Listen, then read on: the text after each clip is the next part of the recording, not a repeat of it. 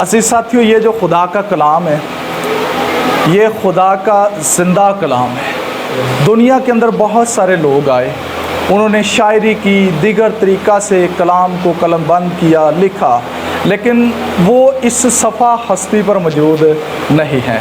लेकिन जिसका कलाम हमारे पास है वो ख़ुद भी हमारे पास मौजूद है, और उसका कलाम भी ज़िंदा है और वो भी ज़िंदा है, क्योंकि खुदा के कलाम में लिखा है खुदा का कलाम ज़िंदा, मौसर और हर एक दो धारी तलवार से ज़्यादा तेज़ है, जो बंद बंद और गूदे गूदे को जुदा करके गुजर जाता है। ये बड़ी हमारे लिए बाइस फ़ख्र बात है कि जिसके हम मानने वाले हैं उसका कलाम भी ज़िंदा है और वो ख़ुद भी ज़िंदा है, और वो हमारे दरमियान है, जिसका वादा है जहाँ 2 या 3 मेरे नाम से जमा होंगे तो मैं तुम्हारे बीच में होगा। सो आए हम कलाम खुदा की जानिब बढ़ते हैं। आज हम ओल्ड टेस्टामेंट में से खुदा की कलाम को सीखेंगे। मेरे साथ आप निकाल सकते हैं पुराने अहदनामा में से 2 सलातीन उसका 4था बाब और उसकी 8वीं आयत से लेकर 37वीं आयत तक हम खुदा के कलाम को सीखेंगे।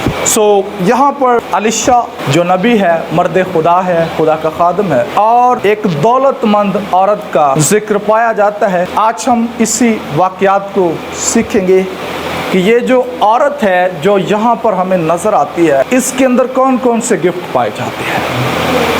5 चीज़ें हम आज सीखेंगे खुदा के कलाम में से। पहली चीज़, जो पहला इस औरत की ज़िंदगी के अंदर जो गिफ्ट पाया जाता है वो है मेहमान नवाजी का गिफ्ट। मेहमान नवाजी का इस औरत की ज़िंदगी के अंदर गिफ्ट है। और दूसरा जो इस औरत की ज़िंदगी के अंदर गिफ्ट है वो है इम्तियाज़ का गिफ्ट, परख करना, जज करना। और तीसरा जिस औरत की ज़िंदगी के अंदर गिफ्ट पाया जाता है वो है सखावत का गिफ्ट। और जो चौथा इस औरत की ज़िंदगी के अंदर गिफ्ट पाया जाता है वो है इत्मीनान का गिफ्ट। और 5वां जो इस औरत की ज़िंदगी के अंदर गिफ्ट पाया जाता है वो है ईमान का गिफ्ट। ये 5 चीज़ें आज हम खुदा के कलाम में से सीखेंगे जो इस औरत की ज़िंदगी के अंदर पाई जाती हैं। 2 सलातीन उसके 4थे बाब की 8वीं आयत के अंदर ये लिखा हुआ है, और एक रोज़ ऐसा हुआ कि अलीशा शुनीम को गया, वहाँ एक दौलतमंद औरत थी और उसने उसे रोटी खाने पर मजबूर किया। फिर तो जब कभी वो उधर से गुजरता रोटी खाने के लिए वहीं चले जाता। ये जो औरत है, पहला गिफ्ट हमने क्या सीखा था कि इस औरत की जिंदगी के अंदर पहला गिफ्ट कौन सा पाया जाता है। यहाँ पर देखें कि ये जो औरत है शुनीमी औरत है। बहुत सारी औरतें कलाम मुक़द्दस में ऐसी हैं जिन औरतों का नाम तो नहीं आया, लेकिन उनकी जगह इलाके का नाम जो हम देखते हैं, जैसे कि कनानी औरत, शुनीमी औरत, और बहुत सारी ऐसी औरतें हैं जिनका जिक्र कलाम मुक़द्दस के अंदर पाया जाता है। अब ये देखिए, इस औरत के अंदर ये गिफ्ट मौजूद है, और कौन सा गिफ्ट है? मेहमान नवाजी का। इसने मर्द खुदा को क्या किया है? उसको बड़ा फोर्स किया है, इल्तमास किया है, उससे इस बात के लिए मजबूर भी समझ ले उसने किया है कि आप क्या करें, मेरे हाथ से क्या आकर करें, रोटी खाएं। क्या खाएं? खाना खाएं। देखें, एक रोज़ ऐसा हुआ कि अलीशा शुनीम को गया, वहाँ एक दौलतमंद औरत थी और उसने उसे रोटी खाने पर मजबूर किया। हो सकता है अलीशा नबी ने बड़ा कहा हो कि जी मुझे भूख नहीं है, मैं खाना नहीं खाना चाहता, या लेकिन उसने से बड़ा फोर्स किया, नहीं पास्टर साहब आप हमारे घर से ज़रूर खाना खाएं, पादरी साहब आप हमारे घर में ज़रूर आएँ। मर्द खुदा के साथ वो उसका इस तरीके के साथ उसे फोर्स करना, ये उसके अंदर गिफ्ट पाया जाता है मेहमान नवाजी का। हमने एक तरफ आपने ये 5 चीज़ें और दूसरी तरफ आपने अपनी ज़ाती लाइफ रखनी है। क्या ये जो गिफ्ट इस औरत की ज़िंदगी के अंदर पाए जाते हैं, क्या आज ये हमारे अंदर भी पाए जाते हैं? यीशु मसीह ने क्या कहा? मैं भूखा था, तुमने मुझे खाना और यीशु मसीह ने कहा कि अगर इन छोटों में से तुमने किसी के साथ भी किया तो गोया किसके साथ किया। यह गिफ्ट सबकी ज़िंदगी के अंदर होना चाहिए, याद रखें, ये ब्लेसिंग का राज है। देखेंगे हम आगे चलकर कि और दूसरी बात मैं आपको बताना चाहता हूँ, ये गिफ्ट जो हमारी ज़िंदगी के अंदर होना चाहिए इस औरत की तरह होनी चाहिए कि इसने उसे खाना खिलाया है, मजबूर किया है, लेकिन लालच के तहत नहीं किया। ऐसा नहीं है, ऐसे मेहमानों की मेहमान नवाजी ना करें जिनसे बाद में आप कह दीजिए हमें 1 लाख रुपया उधारा चाहिए, या जी वो आपकी फलां बेटी का हमें रिश्ता चाहिए, या जी आप अपने बेटे का हमें रिश्ता दे। मतलब ये कि ऐसी हमारी मेहमान नवाजी होनी चाहिए। मेहमान नवाजी जो है बगैर लालच के होनी चाहिए, फिर बरकतें मिलती हैं। यहाँ पर देखें कि इस औरत ने उसे रोटी खाने पर मजबूर किया है, और जो खुदा का बंदा है, मर्द खुदा है, जो खुदा का नबी है, फिर उसके घर के अंदर गया, उसने खाना खाया, और लिखा कि फिर कभी जब वो वहाँ से गुजरता वहाँ उसके पास खाना खाने के लिए चला जाता। सो ये इस औरत की ज़िंदगी के अंदर पहला गिफ्ट पाया जाता है। हमारे अंदर भी ये होना चाहिए, और किसके तहत? बगैर लालच के तहत होना चाहिए। आगे बढ़ते हैं, 9वीं आयत के अंदर लिखा है, सो उसने अपने शौहर से कहा, देख मुझे मालूम होता है कि ये मर्द खुदा जो अक्सर हमारी तरफ आता है मुकद्दस है। इस औरत की लाइफ को देखें, कितनी खुदा से डरने वाली है, कितना खुदा से प्यार करने वाली है, खुदा के खुदाम से प्यार करने वाली है, और मेहमान नवाजियाँ करती है। और जब हम खुदा के कलाम पर अमल करते हैं तो खुदा भी हमें बहुत सारी नेमतों से क्या करता है? नवाज देता है। कलाम में क्या लिखा है? देखते हैं कि इस औरत के अंदर यह गिफ्ट भी मौजूद है, और वो अपने शौहर से क्या कहती? सो उसने अपने शौहर से कहा, देख मुझे मालूम होता है कि ये मर्द खुदा जो अक्सर हमारी तरफ आता है क्या है? मुकद्दस है। मुकद्दस का मतलब होता है पाक है, रास्तबाज है, खुदा का बंदा है, खुदा का नबी है।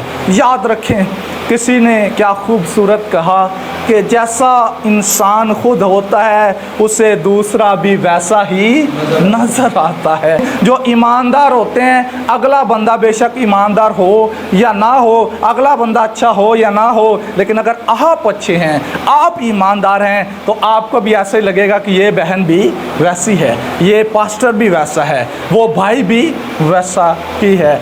दूसरा गिफ्ट इस औरत की ज़िंदगी के अंदर जो पाया जाता है वो है इम्तियाज़ का गिफ्ट। क्राइस्ट को हम देखते हैं, खुदावन यीशु मसीह नासरी इस दुनिया में मौजूद थे। एक औरत थी जो कुबड़ी हो चुकी। अंजील में हम इसका जिक्र पढ़ते हैं, इसका जिक्र मौजूद है अंजील के अंदर, और वो ऐसे कुबड़ी हो चुकी है। क्राइस्ट का इम्तियाज़ देखें कि खुदावन यीशु मसीह नासरी ने उस औरत की नस्ल बता दी कि ये इब्राहिम की नस्ल, और इब्लीस ने इसे क्या किया हुआ है? जकड़ा हुआ है। और फिर देखें खुदावन यीशु मसीह नासरी ने यह भी बता दिया कि कितने साल से जकड़ा हो गया। 18 बरस से इब्लीस ने इसे जकड़ा। कैसा इम्तियाज़ है इस औरत के अंदर भी, कैसा इम्तियाज़ है। अपने शौहर से कहती है, ये नबी जो अक्सर हमारी तरफ आता है मुकद्दस लगता है, रास्तबाज लगता है। देखें कैसी बातें हैं। ये दूसरा गिफ्ट इस औरत की ज़िंदगी के अंदर पाया जाता है। अगर आप भी चाहते हैं कि ये गिफ्ट आपके अंदर भी मौजूद हो, खुदा आपको भी इस गिफ्ट से नवाजे, तो फिर ज़रूरत इस बात की है अपने सारे गुनाहों को छोड़ें, यीशु मसीह को कबूल करें, उसके कदमों के अंदर आ जाएं, और वो गिफ्ट तो क्या, वो आपको बहुत सारे गिफ्टों से भर देगा। इस औरत को भी हम देखते हैं, ये भी भरी हुई है। तीसरी बात की तरफ बढ़ते हैं, 10वीं आयत के अंदर लिखा है, हम उसके लिए एक छोटी सी कोठरी दीवार पर बना दें। ऐसा हुआ कि वो उधर गया और उस कोठरी में जाकर वहीं सोया।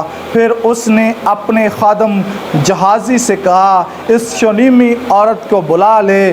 उसने उसे बुला लिया और वो उसके सामने खड़ी हुई। फिर उसने अपने खादम से कहा कि तू उससे पूछ कि तूने जो हमारे लिए इस कदर फिक्र की تو تیرے لیے کیا کیا جائے۔ یہ جو تیسرا گفٹ اس عورت کی زندگی کے اندر پایا جاتا ہے، سخاوت کا گفٹ۔ دیکھیں اس کے لیے پلنگ لگا دی، چونکی لگا دی، شمع دان لگا دیا۔ اور اس عورت کی زندگی ہم دیکھتے کیسی زندگی ہے۔ عورت غریب ہے، مالدار ہے، بڑا سونا ہوگا، بڑی چاندی ہوگی، بڑی جگہ ہوگی، بڑے نوکر چاکر ہوں گے، مالدار عورت ہے۔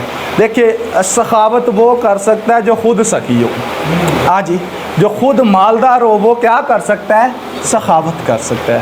ہم غریب ہیں، ہم پھر بھی کر سکتے ہیں، چلے ایک بندہ نہیں کر سکتا لیکن ہم مل کے ضرور کسی کے ساتھ کر سکتے ہیں۔ تو کلام میں لکھا ہے جو سخاوت کرنے والا ہو وہ سخاوت ہی کرتا چاہے۔ تیسرا گفٹ اس کی زندگی کے اندر پایا جاتا ہے سخاوت کا گفٹ۔ دیکھ لیں کس کی خدمت ہو رہی ہے؟ نبی کی۔ لالچ کے تحت ہو رہی ہے؟ کوئی لالچ نہیں۔ اس کی زندگی کے اندر ہم دیکھتے ہیں کوئی لالچ نہیں۔ کاش کہ ہمارے اندر ایسے گفٹ موجود ہوں بغیر لالچ کے۔ عزیز ساتھیو، ہمیشہ بغیر لالچ کے دوسروں کی خدمت کرنا سیکھیں۔ یہ عورت سخی ہے، اس کا ایک شوہر ہے، چھوٹی سی فیملی ہے، 2 جی، مال دولت بہت ہے۔ اب الیشا نبی نے یہ سوچا کہ یہ مجھے زبردستی جو ہے اس نے مجبور کیا، مجھے فورس کیا ہے کہ ہمارے گھر سے آپ کیا کریں؟ کھانا کھائیں۔ اور پھر یہ میرے بارے میں کہتی ہے، اپنے شوہر کے ساتھ ایسی باتیں کرتی ہے کہ یہ جو خادم ہے، یہ جو مرد خدا ہے، یہ جو نبی ہے، جو اکثر ہماری طرف آتا ہے، ہمارے ہاں کھانا آ کے کھاتا ہے، یہاں پر رہتا ہے، لیٹتا ہے، یہ مجھے مقدس معلوم ہوتا ہے۔ اور اب الیشا نبی نے یہ سوچا کہ یہ اس قدر میری فکریں کر رہی ہے، ہماری فکریں کر رہی ہے، آخر کیا ریزن ہے؟ کوئی تو بات ہو۔ تسی کسی فیملی یا گھرانے یا خاندان نا کوئی 1 مہینے 4 بار انہاں دی دعوت رکھ کے دیکھ لو، پہلی تو بھاویں نہ بولن، دوسری میں بھی کوئی بات نہ کریں، تیسری میں بھی نہ کریں، لیکن چوتھی باری وہ تانوں ہولی جی ضرور پوچھ لیں ہاں جی خیر تے۔ اس کا مطلب یہ ہے کہ اس کے جو مہمان نوازیاں کی جا رہی ہیں، ساری یہ دعوتیں کھائی جا رہی ہیں۔ اب الیشا نبی نے سوچا، کہندہ جہازی اب کیا کہتا ہے؟ ہاں جی آتے ہیں کلام مقدس کی طرف۔ 13ویں آیت کے اندر لکھا، پھر اس نے اپنے خادم سے کہا، تو اس عورت سے پوچھ کہ تو نے جو ہمارے لیے اس قدر فکریں کی ہیں تو تیرے لیے کیا کیا جائے؟ کیا تو چاہتی ہے کہ بادشاہ سے یا فوج کے سردار سے تیری سفارش کی جائے؟ اس نے جواب دیا، میں تو اپنے ہی لوگوں میں رہتی ہوں۔ پھر اس نے کہا، اس کے لیے کیا کیا جائے؟ فیملی کتنے لوگ آتے مشتمل ہے؟ میاں بیوی 2 ہی، کھانا کھلایا ہے، اسے مقدس کہتی ہے، سخاوت کرتی ہے۔ لیکن دیکھ لیں، ویسے میرے خیال میں اگر کوئی پاکستانی فیملی ہوتی یا کوئی کلیسیائی فیملی ہوتی تو یہ جو اس نے خدمت کی ہے نا، اس نے یہ خدمت یہ سوچ کے کرنی تھی کہ چلے میں خدا کے خادم کی دعوت کرتی ہوں، اسے بلاتی ہوں تو یہ میرے لیے دعا کرے گا تو خدا مجھے کیا دے گا؟ اولاد دے گا۔ ہاں جی، انا اکھا تو علاوہ کی منگے گا؟ ہاں جی، تو لنگڑا لتا تو علاوہ کی منگے گا؟ تو بے اولاد تو علاوہ کی منگے گا؟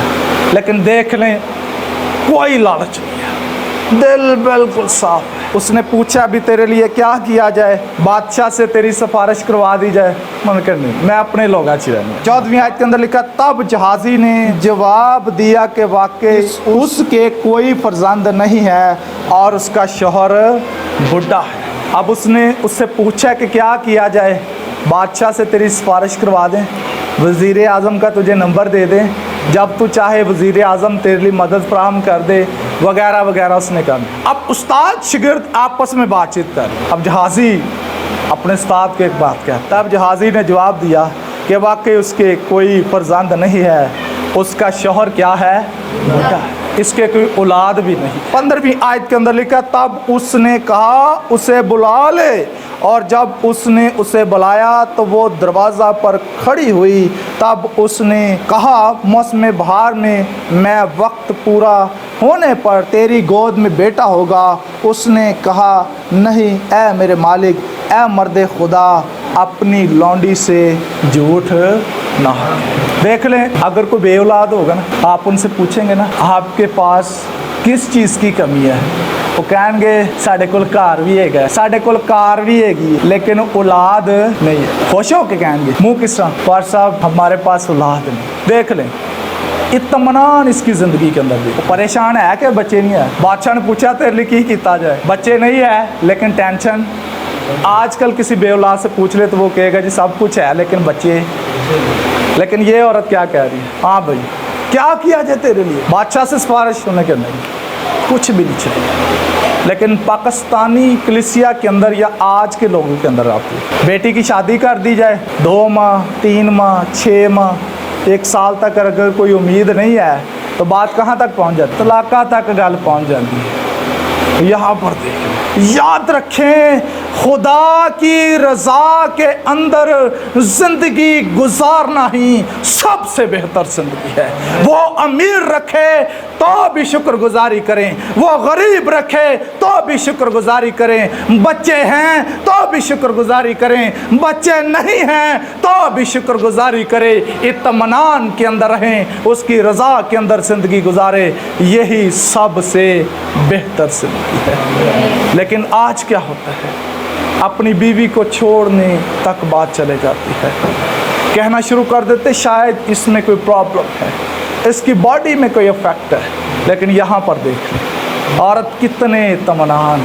ایسا لگتا ہے دونوں جو یہ میاں بیوی ہیں یہ خدا کے ساتھ بڑے کلوز ہیں. اب دیکھیں عورت نے بیٹے کا سوال کیا علیشہ نبی کے سامنے, منڈا منگیا انہیں. دیکھو انہیں کیا کہ میری تھی یا پتر نہیں ہے گا میرے لیے اے دعا خدمتیں ہو رہی ہیں بغیر لالچ تو. دیکھیں آج خدمتیں ہو رہی ہیں لالچ کے تحت. خدا آپ کی سوچ سے واقف ہے لیکن یہ بھی ہو سکتا ہے کہ آپ بغیر کسی لالچ کے وہ کام کر رہے ہوں, آپ نے سوچا بھی نہ ہو تو خدا آپ کے لیے لاکھوں کروڑوں مہیا کرتے ہیں. اس عورت نے سوچا نہیں ہے کہ مجھے اولاد مل جائے گی یا میں نبی سے یہ کہوں گی میرا کوئی بیٹا نہیں ہے, میں نے تیری بڑی خدمتیں کی ہیں, میں نے تیرے لیے پلنگ لگایا ہے, میں نے یہ کیا وہ کیا, اب تو میرے لیے دعا کر کے خدا مجھے کیا دے, بیٹا دے. لیکن اس نے ایسا اب مرد خدا کے دل پر ایک بڑی جو ہے چوٹ لگی. اچھا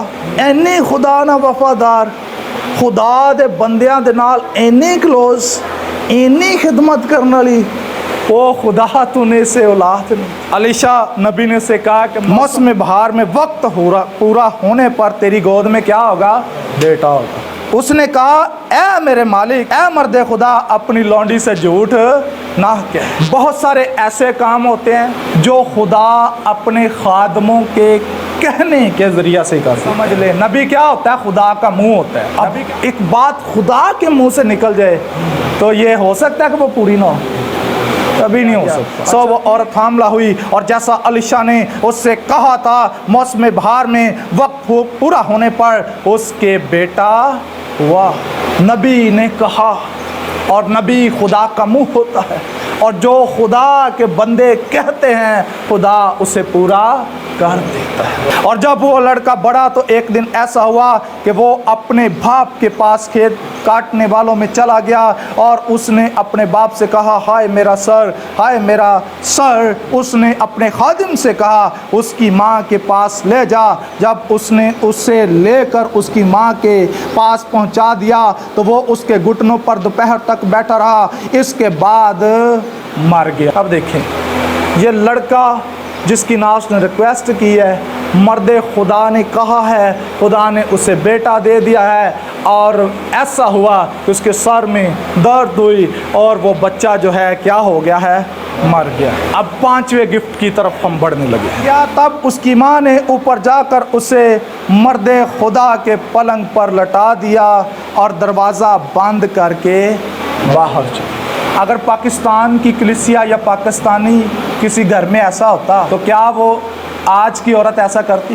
کیا کیا اس نے, اس لڑکے کو اٹھا کر مرد خدا کے پلنگ پر لٹا دیا. اس نے اپنے شوہر سے پکار کر کہا جلد جوانوں میں سے ایک کو اور گدھوں میں سے ایک کو میرے لیے بھیج دے تاکہ میں مرد خدا کے پاس دوڑ جاؤں اور پھر لوٹ آؤں.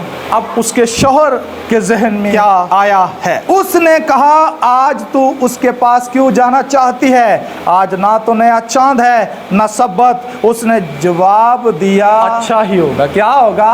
अच्छा ही होगा। देखिए बच्चा मर गया, रौला नहीं पाया, रोई चुकिया है, जाके मर्दे खुदा दे पलंग ते लटा दिया। उन्हें बंदे ने पूछा खैर है, उन्हें क्या अच्छा ही होगा। क्यों जाना चाहती हो? मैं जल्दी जाऊंगी और फिर लौट।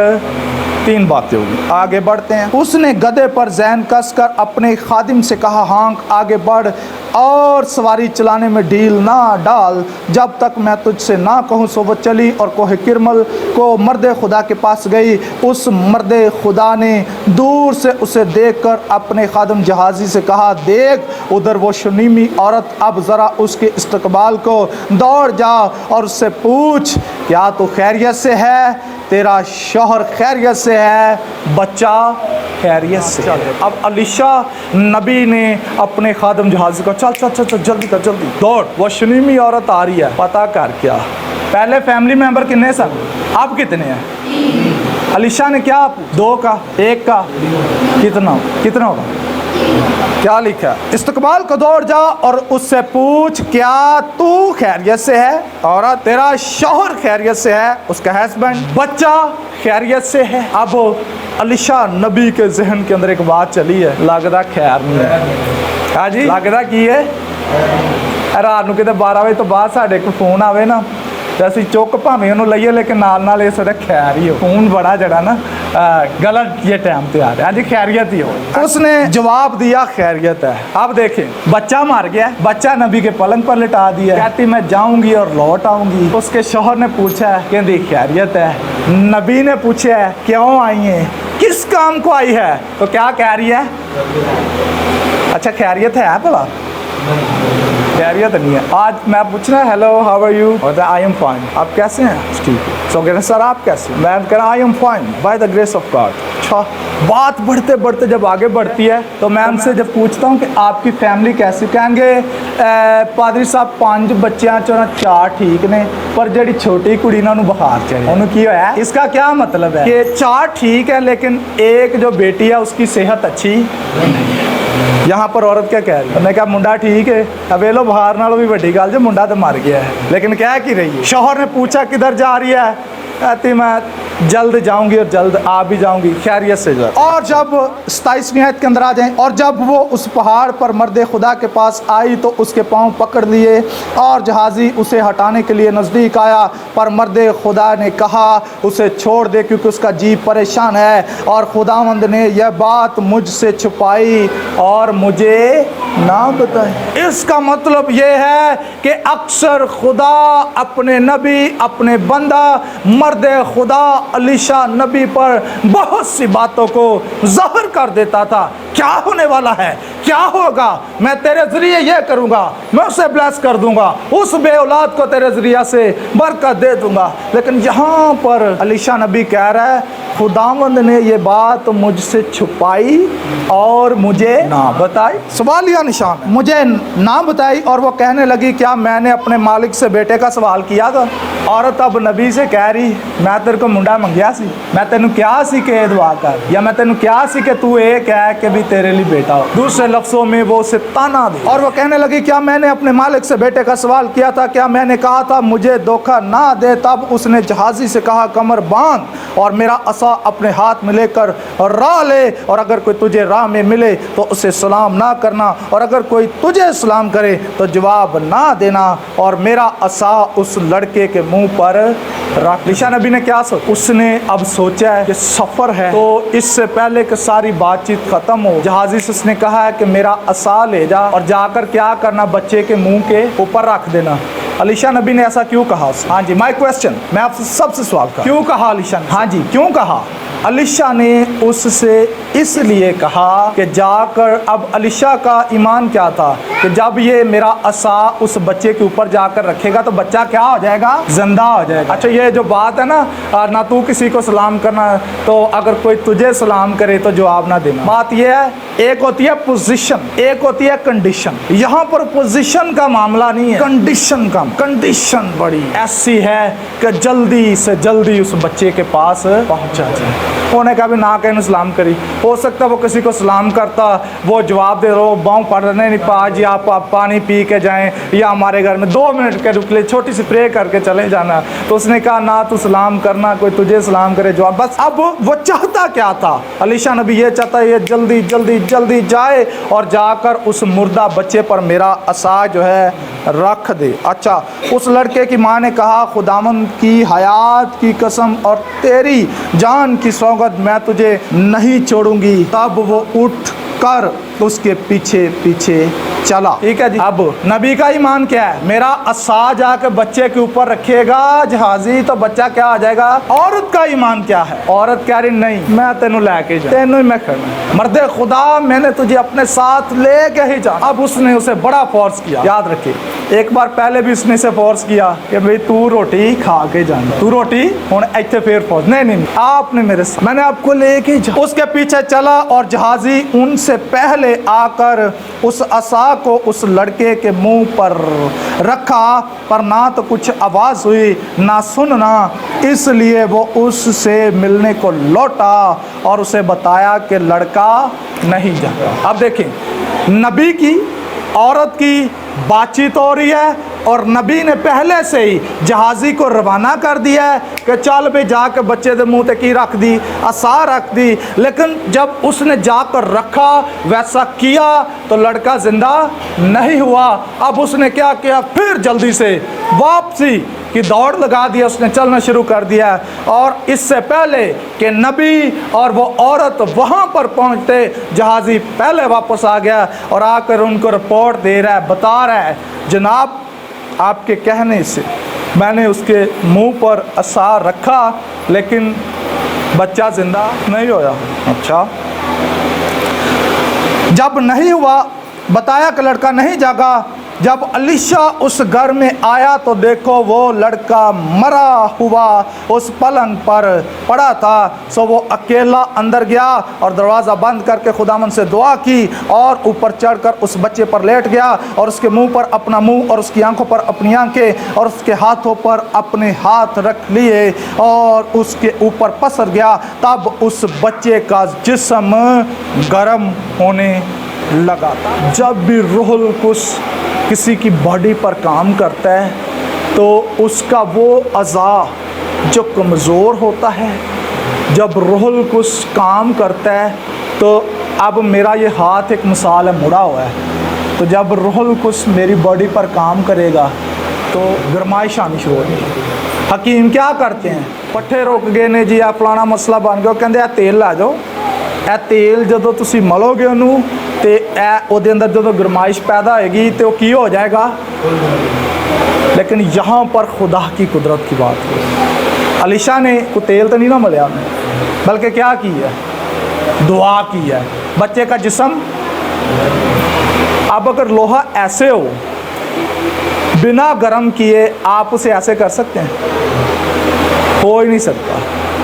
अगर हो भी जाएगा तो उंजदा नहीं हो सकता जिस तरह का तुसी करना चाहो। लेकिन अगर ये गर्म हो तो आप इसे चाहे फिर से ऐसे कर दें, ऐसे कर दें, जिस तरह मर्जी आप चाहें इसे ढाल सकते हैं। अच्छा जी, बच्चे का जिस्म गर्म होना शुरू हो गया है। अब अलीशा नबी को पता चल गया है कि खुदा की कुदरत ने, खुदा ने काम करना शुरू कर दिया है, उसने रूस के रूह ने काम करना शुरू कर दिया है। उस बच्चे का जिस्म गर्म होने लगा। फिर वो उठकर उस घर में एक बार टहला और ऊपर चढ़कर उस बच्चे के ऊपर पसर गया और वो बच्चा 7 बार छींका और बच्चे ने आंखें खोल दी। हालेलुया। जब खुदा अपने बरगज़ीदों की दुआ को सुनता है, अपने लोगों की दुआ को सुनता है, वो सबों की दुआ को भी सुनता है, लेकिन जो दुआ दिल से की जाए। बहुत सारे लोग होते हैं दुआ करके अपना मतलब पूरा करने के बाद खुदा के हजूर से फरार हो जाते हैं। देखें, इसका मतलब ये हुआ कि फिर हम लालच के तहत उसके हजूर आए हैं कि जी चलो अभी मैं इतने दिन दुआ करूँगा, रोज़ा रखूँगा, मेरा काम हो जाएगा।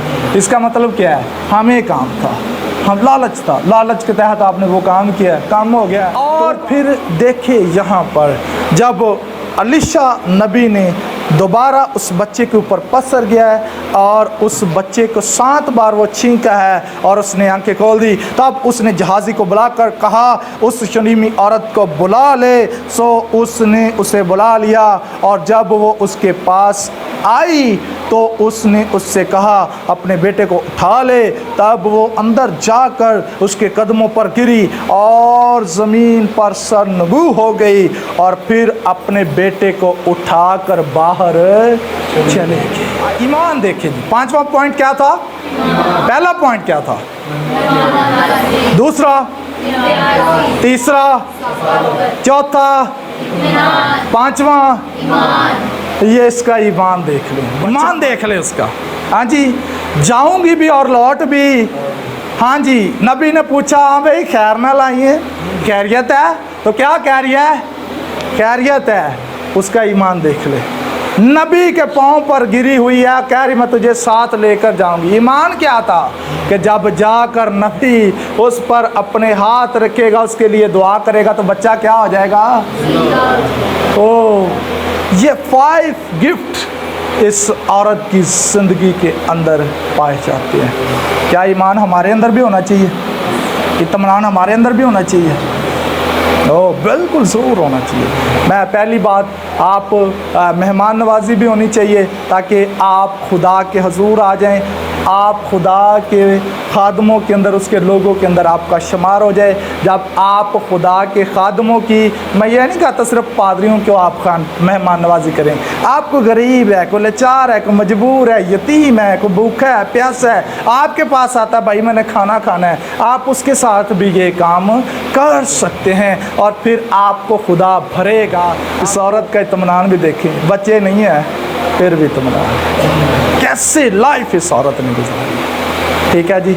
और फिर इसका ईमान देख ले। कलाम में लिखा है बगैर ईमान के उसे पसंद आना नामुमकिन। ईमान के बगैर आप उसे पसंद नहीं आ सकते। इस औरत से सीखें जिसके बच्चे नहीं हैं, परेशान नहीं है, इत्मीनान है इसकी ज़िंदगी के अंदर, सखावत करती है, मेहमान नवाजी करती है, ईमान है इसकी ज़िंदगी के अंदर, इम्तियाज़ है इसकी ज़िंदगी के अंदर। ऐसी ज़िंदगी गुजारना सीखें।